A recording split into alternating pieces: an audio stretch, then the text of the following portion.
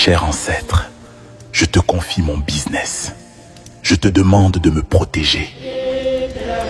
Chez les Bamileke, quand ton grand-père meurt, tu ne le perds pas, tu le déterres.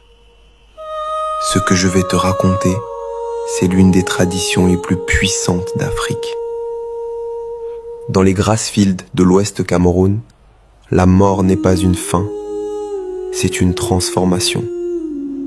Le corps se décompose, mais l'esprit a besoin d'un ancrage pour rester connecté au vivant. Cet ancrage, c'est le crâne. Les Bamileke le considèrent comme un disque dur, un support où sont stockées toutes les données du défunt. Sa sagesse, sa personnalité, sa force vitale. Mais pour que le mort devienne un ancêtre protecteur, il faut accomplir un rituel. Le tapu. 2 à 4 ans après l'enterrement, on rouvre la tombe. La chair doit avoir disparu. L'os doit être pur. Le successeur descend dans la tombe. Il détache le crâne du squelette. Le crâne est nettoyé avec des huiles sacrées, enveloppé dans un tissu ndop teint à l'indigo et installé dans la case à crâne. À partir de ce moment, le mort devient un ancêtre, un membre actif de la famille.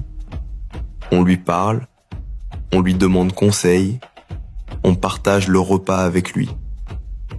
Huile de palme pour la fluidité de la vie, sel pour la sagesse, nourriture et vin pour la communion.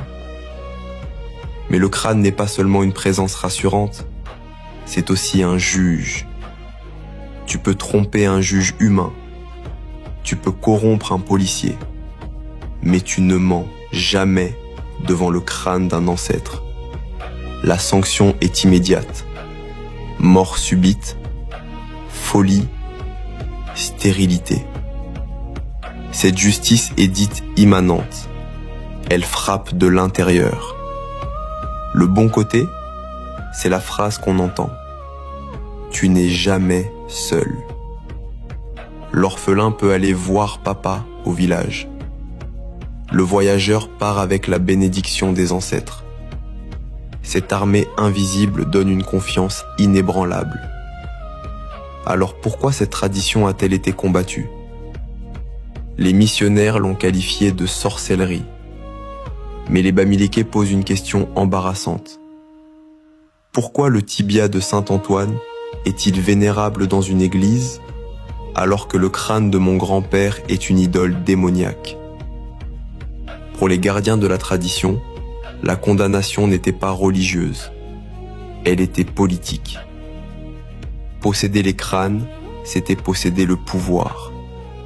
Pour soumettre les vivants, il fallait couper le lien avec les morts.